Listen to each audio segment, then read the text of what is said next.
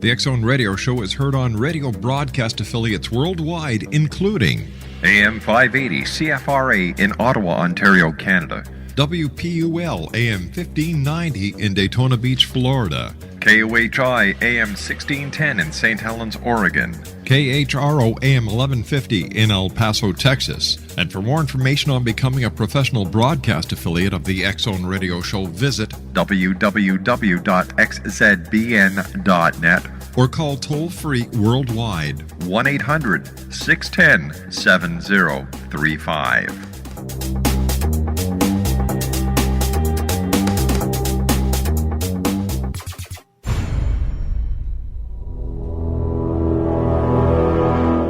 The X Zone radio and TV show is largely an opinion talk show. All opinions, comments, or statements of fact expressed by Rob McConnell's guests are strictly their own and are not to be construed as those of the X Zone radio and TV show or in any manner endorsed by Rob McConnell, Relmar McConnell Media Company, Talkstar Radio Network, its affiliated stations, or employees.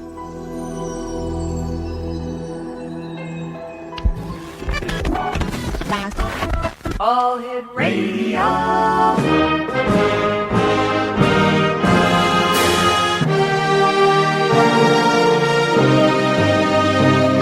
Welcome to the X Zone, a place where fact is fiction and fiction is reality. Now, here's your host, Rob McConnell.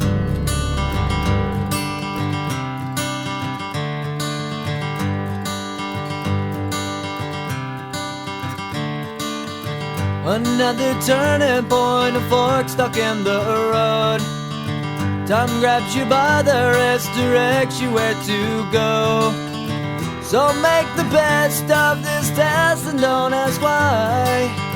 It's not a question but a lesson learned in time. It's something unpredictable, but in the end is right. I hope you had the time of your life.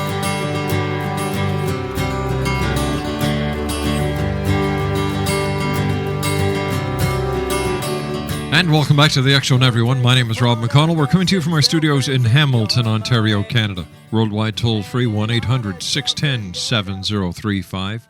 Email xzone@xzoneradiotv.com. On MSN Messenger, xzoneradiotv@hotmail.com. And our website, www.xzoneradiotv.com. And you can now listen to and watch the X Zone Radio Show 24 hours a day, 7 days a week, 365 days of the year at www.xzonetv.com. Have you ever asked yourself the question, who am I and why am I here?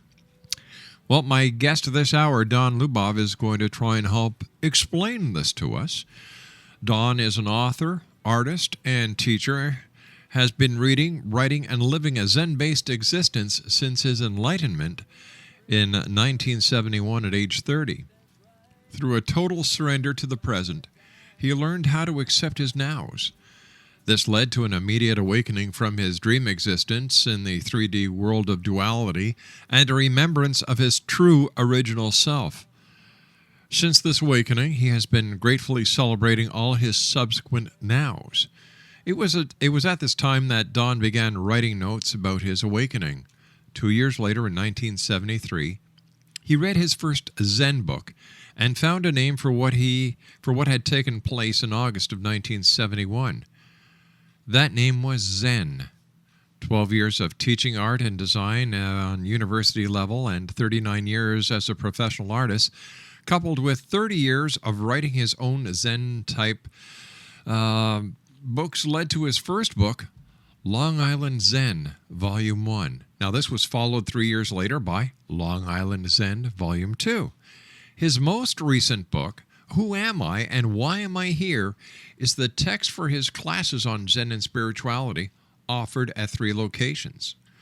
Joining me now is Don Lubov. And Don, welcome to the X Zone. Thank you. Pleasure to be here. It's the awakening that everyone is seeking, as I understand it. How do people get to this point where they have that aha moment and they are made aware of this great awakening that happened to you in 1970? Well, they get there through various forms, usually of meditation, both formal and informal. The one that I use is totally informal. It's your daily life, and it becomes your meditation to the point where you wake up to your divinity within. All right, Don, you and I have to take a 2-minute commercial break. Stand by. We'll be back because I've always wanted to know, who am I and why am I here? Maybe today you can help me answer these questions. I'll try. Don Lubov is our special guest, Exxon Nation. www.donlubov.com. That's DONLUBOV.com. And Don has a blog website, spiritshare.net. That's spiritshare.net. And Don and I will be back on the other side of this commercial break as the X Zone continues from our studios in Hamilton, Ontario, Canada. I'm Rob McConnell. Don't go away.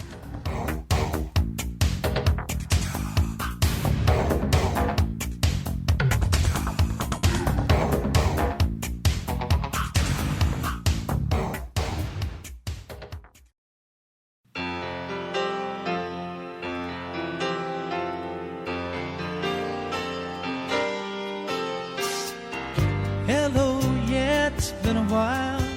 Not much. How about you? I'm not sure why I called. I guess I really just wanted to talk to you. And I was thinking maybe later on we could get together for a while. It's been such a long time and I really do miss your smile. I'm not talking about moving in, and I don't want to change your life, but there's a warm wind blowing the stars around, and I'd really love to see you tonight. Don Lubov is our guest, and Don, I was wondering if you could share with us your enlightenment. Sure. It certainly was mind-boggling, to say the least. It's not something I was working towards at the time. I wasn't connected to a monastery of any sort or studying in any particular way or even meditating. I just was in the middle of a solo hiking and backpacking trip across country. And I was visiting friends in Albuquerque, and one day when I was in their home all by myself, I realized something very, very unusual was happening. And what was that? Well, it got really quiet. I mean, a surreal kind of quiet where all of a sudden I didn't hear people outside walking. I didn't hear any birds chirping. There wasn't a sound. And then I noticed that a chair in the room had disappeared. And the clock on the mantle, which read 12 noon, then disappeared. And then very quickly, objects in the room began to disappear. And then the walls, the ceiling, the entire room disappeared. And then I realized that my body had gone too. And all that was left was my consciousness. And with that, it was all replaced by this white, very warm, comforting light. And then a voice kicked in, which really caught me by surprise. I had to even remind myself that I had no physical ears, and yet I was hearing this voice talk to me. And what did the voice say? Well, it told me that although I may have thought that love was a kind of thing between two people or a person and something, it was that love is really an unconditional thing, and God and love are the same thing. It's not a distant thing, like God is an entity or an energy that loves you. It's God and love are the same thing. and which was really an eye-opener. And then it told me some other things, like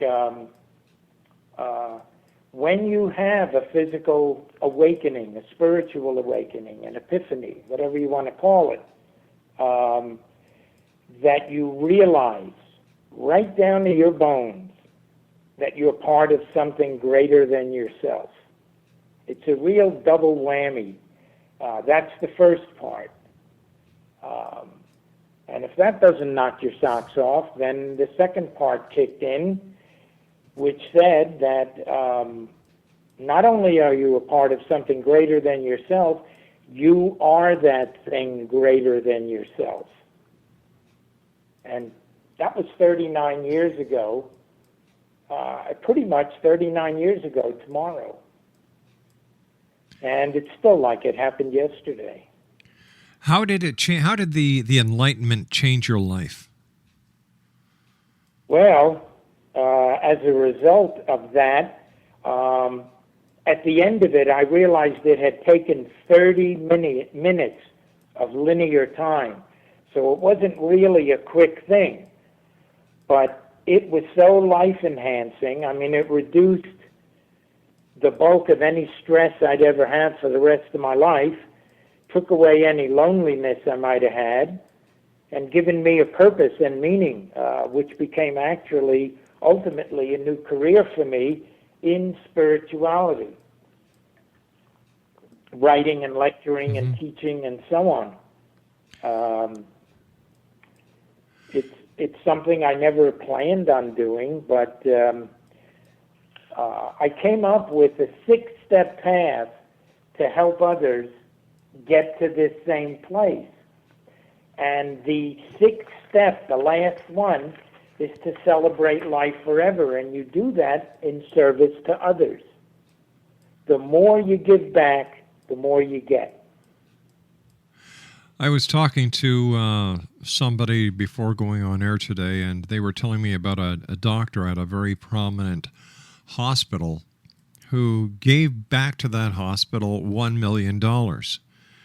And when the doctor was asked by a member of the media why he did that, he said, because over the years the hospital had given to me, and it was my turn to give back. Wow, that's great. That's as it should be. You know, and we don't hear this very often, where people will actually give back to those that have given to them. And I love the example that you gave where you give back to life because life has given to you. Tell me about this 4,500-mile cross-country trip that you did. Solo, I might add. It was 1971, and I had been teaching art full-time at a university in North Carolina. And my contract ended. So I had no contract, no attachments of any kind, whether for work or social. And I kept feeling this pull west. And I pretty much am one to go along with my intuition and follow my heart, even though often it doesn't make sense. So I said, well, I'm 29, with no attachment. So now, when am I ever going to go? Yes.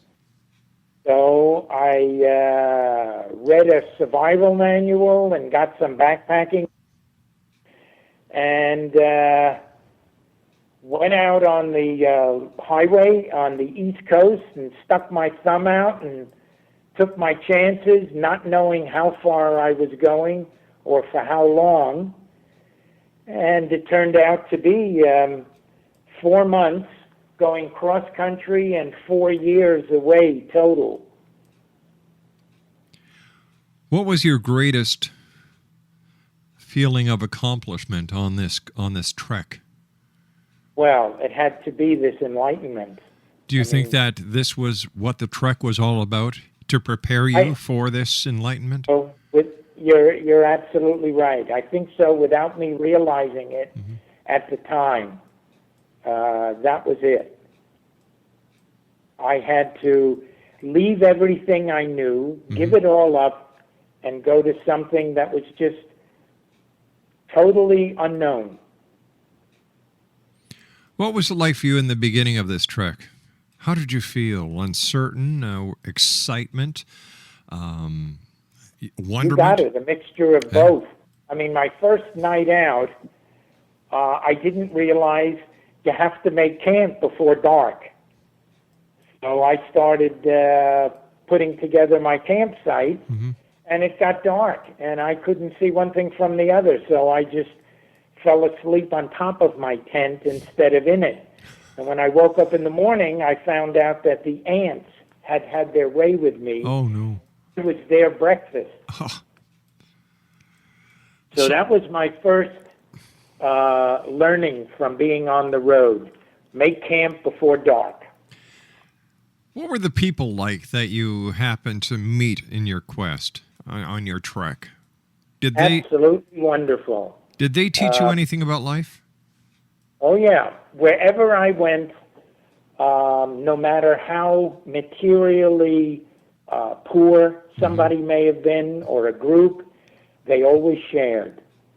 I mean, the minute they found out I was on the road, it was just, well, come on in, sit down, and have some lemonade, or all we got is this pot of beans. Would you like some? It's sharing and caring. It was wonderful. Who is the most interesting person that you met on your trek? Oh, boy. Well, I got a double answer, I guess, to that. One is meeting my real self in the Enlightenment, finding out there's more to us than is detectable by the five senses, our true inner self. But aside from that, well, let's see. I met some pretty colorful Mexican drug dealers. I met a Hell's Angel. I went to Buckminster Fuller's place. He's the guy who invented the geodesic dome. I met a lot of truckers. Boy, you know, I think if you're open to it, almost anybody you meet has a story to tell and something to share. But I suppose if I had to narrow it down to one, there was a guy named C.W. Malloy. And he was in New Mexico. I got lost in the Gila National Forest, out of food, out of water, out of direction, and I had already realized it was time to cozy up to death, that I wasn't getting out of there. 3.3 million acres of rugged country, triple-digit heat by the day, freezing at night, and I didn't know where I was. And I was just lying next to this old logging road in the middle of the forest, as I say, waiting to just die. And I heard this mechanical sound in the distance. And I could hardly stand up. I was so exhausted. This was after almost a week of wandering around with almost no food, and I was out of water. All right, what we're going to do here is we're going to take a bit of a cliffhanger because I've got to take my news break. Please stand by, Don. Sure. Don Lubov is our special guest this hour, X-Zone Nation. His website, www.donlubov.com. And he also has a blog site at www.spiritshare.net. And Don and I will be back on the other side of this commercial break as we continue live from our studios in Hamilton, Ontario, Canada. My name is Rob McConnell. Don't go away.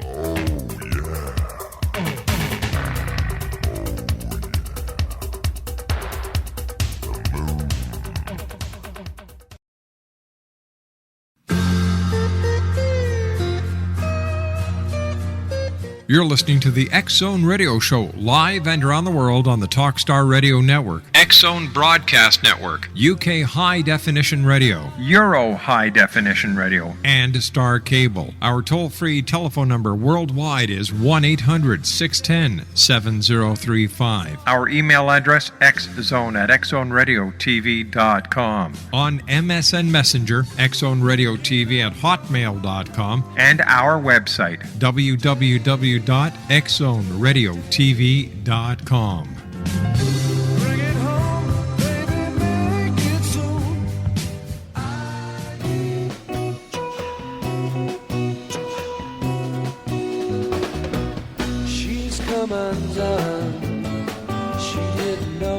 Was headed for, and when I found what she was headed for, it was too late. She's come undone. She found a mountain that was far too high, and when she found out she couldn't fly, it was too late. It's too late. She's gone too far. She's lost the sun. She's come undone. She wanted truth, but all she got was lies. Came the time to realize, and it was too late. She's come undone. She didn't know what she was headed for. And when I found what she was headed for, Mama, it was too late. Don Lubov is our special guest, www.donlubov.com. That's DONLUBOV.com. And his blog site, spiritshare.net. Don, before the news, you were telling us about being lost in this massive area in New Mexico, and then you heard a mechanical sound in the distance. Yeah, it was an old, battered pickup truck, and I did my best to stand up right in the middle of the old dirt road, figuring either I'm going to get a ride or I'm going to get run over, but either way I'm a goner if he doesn't pick me up. And sure enough, this old desert rat picked me up, and he lives out in the middle of nowhere because he was always fighting the demon alcohol, he called it. And once a month, once every 30 days, he went to town for supplies. And this was the day. And he told me if I had been by the road the day before or the day after, nobody would have come by. He was the only one who lived out there, and I would have died. So I had one chance in 30 of finding that road at that day. How long did you stay with him? Actually, only one day. He took me to Silver City, New Mexico, and deposited me in front of an old hotel that a friend of his ran, and I couldn't even make it up the steps into the hotel. I was so exhausted. So his friend carried my pack and dragged me up, and that was just one of 50 chapters in... Did you get the book cover I sent you, Memoirs of a Boomer? Yes, we did. Okay. There are 50 chapters in there. The first 16 have to do with going cross-country, and one of them is about this getting saved in the Gila National Forest. One thing I probably should make clear, that one of the most important things that I learned with that enlightenment is that life does have a purpose, and that purpose is a spiritual one. A conscious union with our Creator while still in the physical body. That was probably, that's something I've based my writings and teachings on ever since. Well, maybe you could give us your general description or what you believe spirituality to mean. Sure. Spirituality is a lot of things, but mainly it's a non-sectarian path to enlightenment. You could be a believer in religion, a follower of religion, and still get involved with spirituality. You could be an atheist and be involved with spirituality. it just helps to uncover that there's more to us than meets the eye. It leads you to a connectedness to all life, a larger reality. It guides you to discovering the divinity within you, which is really your true self. I'll give you I'll explain it by comparison. All right. While religion is based on knowing about God, and the key word is about, spirituality is based on knowing God on a personal level. Now, you don't have to use the word God. I mean, it could be cosmic consciousness, universal force, energy, nature. People have all different names for this source, but I suppose God is the most popular one. It's an energy without a name and without a form. So we get to give it any name we want and picture it in any form we want. I mean, Michelangelo painted the Sistine ceiling, and he made God an old man with a beard. To Hindus, God looks entirely different. But the big thing would be, and I don't mean to put religion down, because religion's got some wonderful things going for it, and it can be a great path to enlightenment. But it's usually exclusive. It says there's us and there's them. Spirituality is inclusive. It says all life is precious. And religion is often based on external things, and spirituality is internal. So I hope that gives you some idea of some definitions of it. It's a mystical experience that an individual has, and each one of us is programmed for success. It's in our DNA to have such an awakening. Tell me this. Why should, in your opinion, people be interested in spirituality? Well, it's everyone's destiny. And if you don't do anything to consciously pursue this,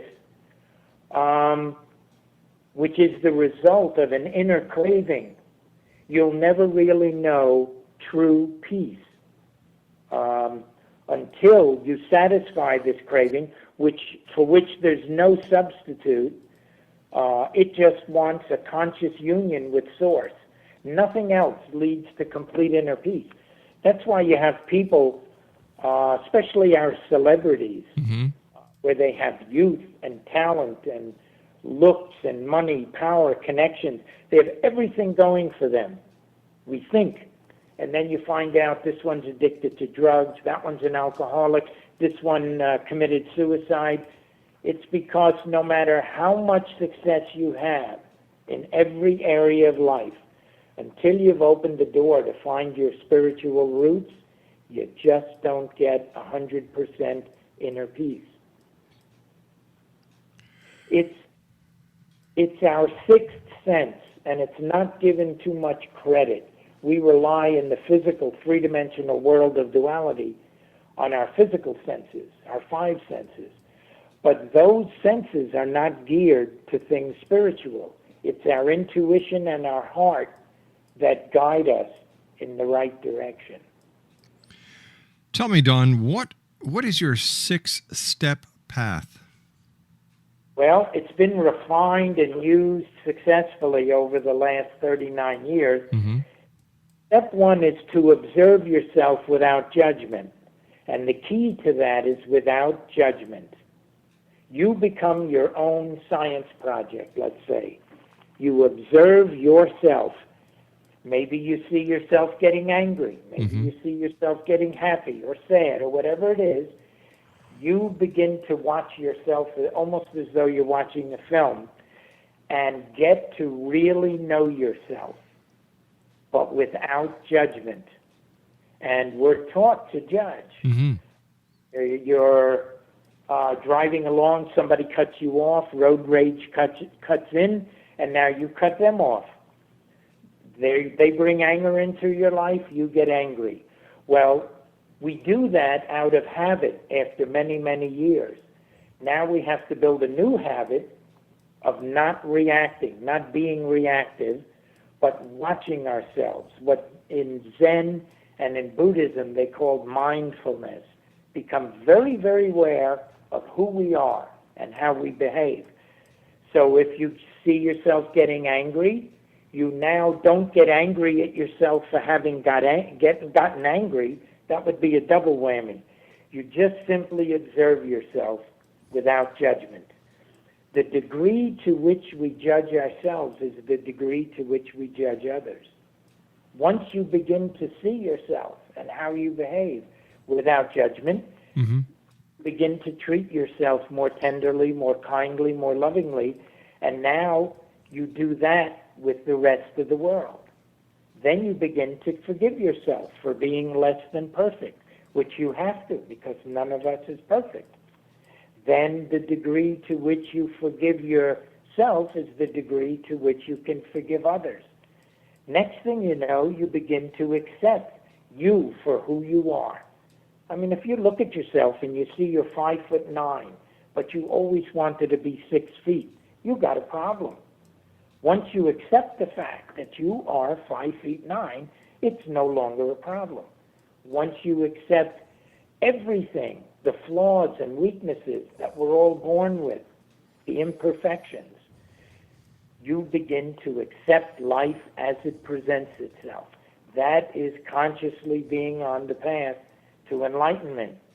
And once you've observed and forgiven and accepted yourself and others, you now are open to the only real love in the universe, and that's unconditional love, which means without conditions.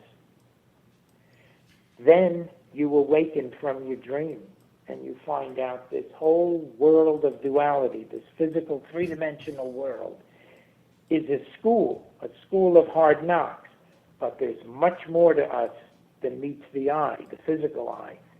Down deep, we are actually non-physical. We're spirit. And this kind of thing was finally supported by physics in the 20th century with quantum physics. But in any case, back to the six-step path, step 6 is celebrate life forever.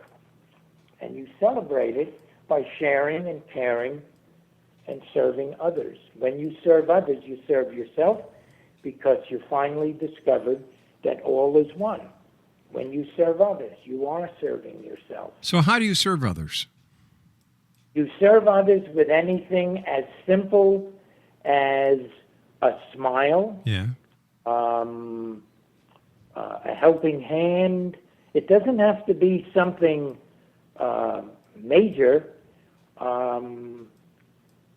You could just be tender or a sympathetic ear when somebody needs it. Be there when someone needs it. You can do something overt, like setting up a soup kitchen. But you can also just be the smile that someone needs. As quantum physics has proven, we affect the world in which we live. Or as Gandhi said, become the change you wish to see in the world. If you want a less violent world, become less violent. You want a more loving world, become more loving. And you may not see the entire world change, but the world around you is going to change noticeably. You see, I've got this philosophy, Don, that life is very simple. Humanity complicates it. Boy, are you right on.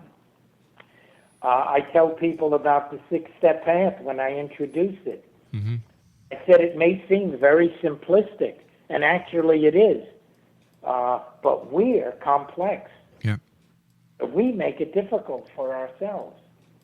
But as Aristotle said, the unexamined is worth living. So you do have to examine your life.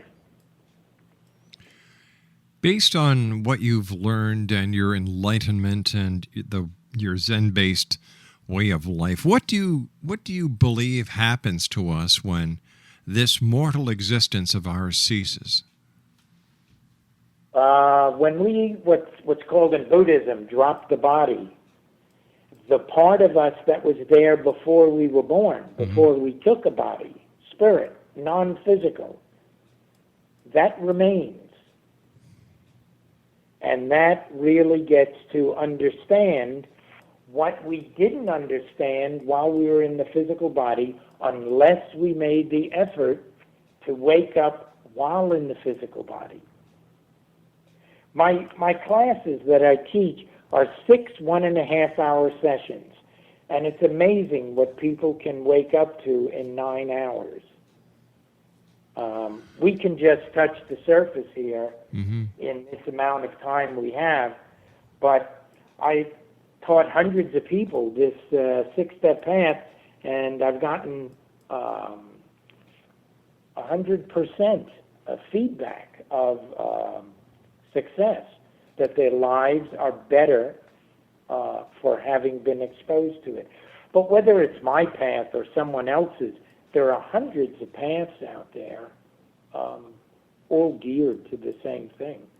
But how does somebody know that the person that they're listening to actually knows what he's talking about, like you do, Don? I'm going to give you a couple of minutes to think about that answer. We have to take our break. Exonation, Don Lubov is our special guest. www.donlubov.com. That's DONLUBOV.com.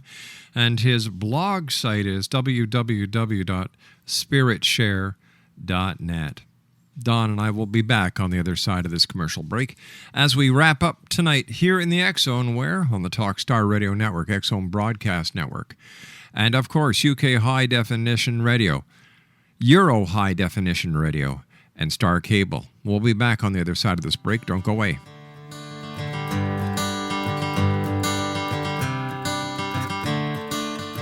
Another time.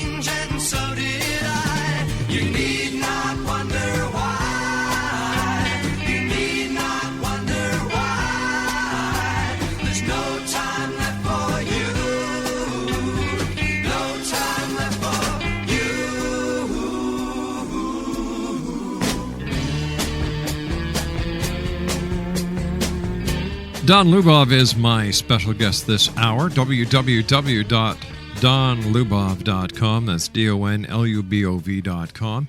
And his blog site is spiritshare.net. Don, great having you with us. So, what's your answer to my question? To your question. Yeah, before we went to the commercial break. I'm trying to remember what you. All right, listen. You know what? That may have taken a little bit too long. What would you like to share with our listeners? What would you like to leave? Well, the I'd like world to with let tonight? them know where they can get my books Okay. if they want to read more in detail. Mm-hmm. Is that okay? Sure.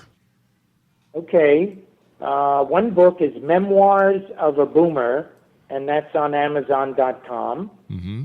The other you mentioned, Who Am I and Why Am I Here? And that's also on Amazon.com.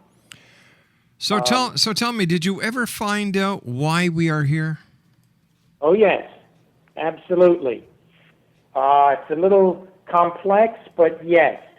We, in a way, we're here to discover why we're here, because our source wishes to know itself, and it learns to know itself through us.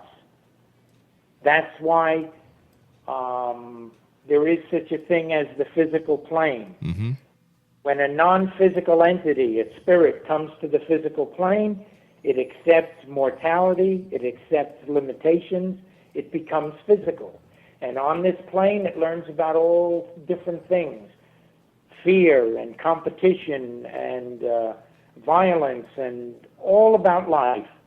And then when you drop the body, it has learned, and now it goes back to source, and all is enriched from the experiences it has had. Couldn't we just learn all this from the people who had already been on this plane, and so we wouldn't have to go through this process, which to many people, especially in these times, are very hard? True, but it is a personal journey that you have to go through. You can't do it through someone else. Someone else can guide you and help you, but you actually have to go through it yourself. This is how we end up grateful at the end, appreciating what we do have. Adam and Eve lived in paradise, but it meant nothing to them. So they got booted out, and then they realized what they'd lost.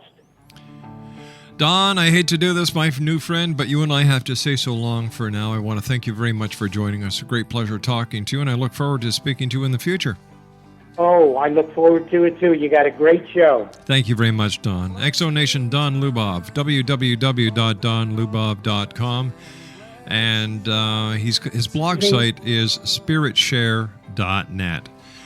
Well, that's it for tonight, everyone. I'd like to thank all our affiliates and networks around the world for making sure that you are listening to us on your AM, FM radio band, on your satellite radio, on your car, your boat, wherever you are. Thank you to them, and thank you to you, the members of the Exo Nation. So until tomorrow night, always remember to keep your eyes to the sky and your heart to the light. Good night, everyone. You don't have to